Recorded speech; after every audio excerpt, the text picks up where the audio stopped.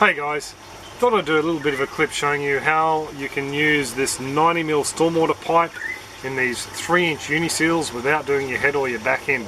I tried it the other day and yeah, it was a ball of fun. I ended up having to come up with a little bit of an inventive way to reduce the diameter of this to make it fit through properly.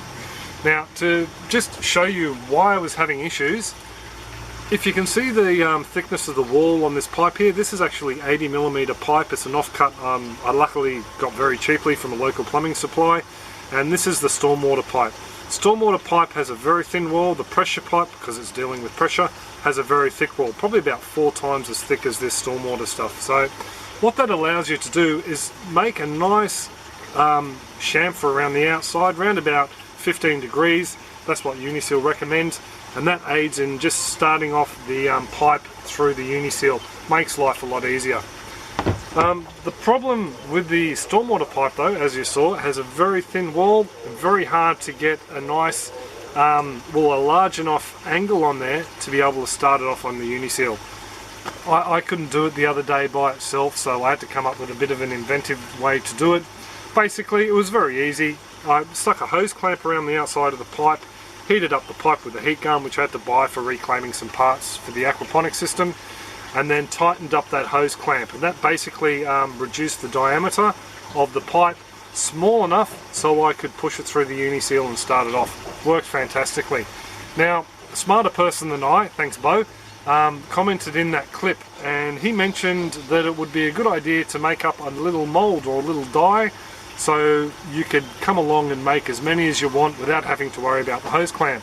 So because I needed a few, I decided to do just that. To make up the mold was really easy. All I did was grab a 2-litre soft drink bottle or soda pop bottle, fill it with water just to keep it nice and cool, and set that aside. Then I just grabbed a bit of scrap pipe, heated up the end until it was nice and pliable, and then pushed it down over the cone top of the soft drink bottle, and that just flared out the end nicely. I did have one spot that didn't quite get the shape I wanted, so I just hit it with the heat again and just put it over the top of the bottle. Yeah, and it worked out really well. I've got a nice little mould out of that and be able to use it over and over. To fix the ends of the pipe so they fit through the seals is really easy. Just hit it with the heat gun until it's nice and pliable, then just pop them in your mould and then just spin the mould around, because it won't be a perfect circle within the mould. Spin it around and that'll give you a nice tapered end on the edge of the pipe. Just to show you how easy this thing works, I've set up a little bit of a demonstration Uniseal here. Even though this fits into the seal now nice and easily, as you can see, I don't know if you can make that out, but that pipe works, you know, it's halfway through the seal already.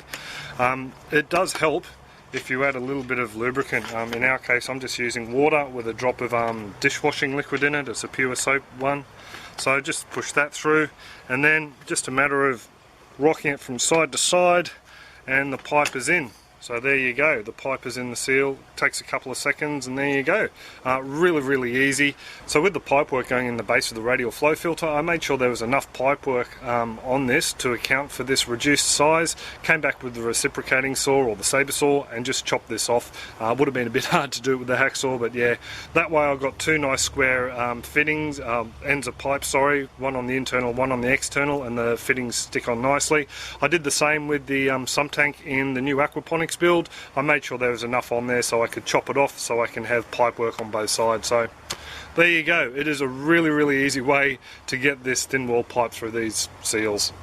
So it works fantastic. Thank you very much, Bo. It's the preferred method I'm going to use now I've got the heat gun. So for you guys who don't have a heat gun and aren't allowed to take the hairdryer out in the backyard to play with, I've did a little bit of an experiment with a method I saw a mate post on Facebook last night.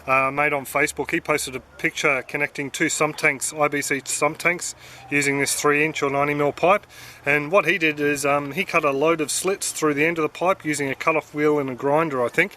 And what that does is gives you a nice gap between these little fingers, so the pipe can be compressed down a bit, making a smaller diameter go through the hole. I didn't want to change the blade on my grinder, so all I've done is cut about 25mm down, or about 1 inch down, just using the humble hacksaw. Made a whole heap of fingers, so yeah, they can all go together and reduce the diameter. Let's get some water and show you how easy this is. Try and do it in one take, so you know I'm not pulling your leg. A bit of detergent in that water. To start it off, I'm just pushing in one side first a little bit and then using my hands just to force the rest of the fingers in, and what that does is it just starts it off into the seal there, as you can see. So that's half the job done. Now just using an end cap to mind my hands here, just give it a bit of a wiggle and hope my little piece of plastic doesn't go through the bench here. Spin them around a bit. There we go. And the pipe's through. So that's a couple of seconds and the pipe's through. A lot easier than using a hairdryer if you don't have a heat gun. So just another alternate method to get these 90mm pipes through. There's a bit of a look at a couple of different methods of making the pipe, or the thin wall pipe, suitable to be used in these Uniseals. Can be a bit of a challenge, especially if you're using the DWV, that's the drain to waste and vent. A couple of people like to use that pipe as well. I personally like the pressure pipe because you've got more choice of fittings. You've got taps, you've got elbows, 45-degree elbows, all different sorts of things, threaded fittings that fit. The drain to waste and vent and the stormwater, you don't have as much. You've basically got T's and angles and that's about it, no taps and that sort of thing. So that is pretty much well it for this little clip. I hope it's been helpful with you trying to work with these Uniseals, and yeah, made it a little bit easier for you. So I'll stop rambling on. If you've got any comments, questions or suggestions, pop them in the comments section below and I'll get back to you.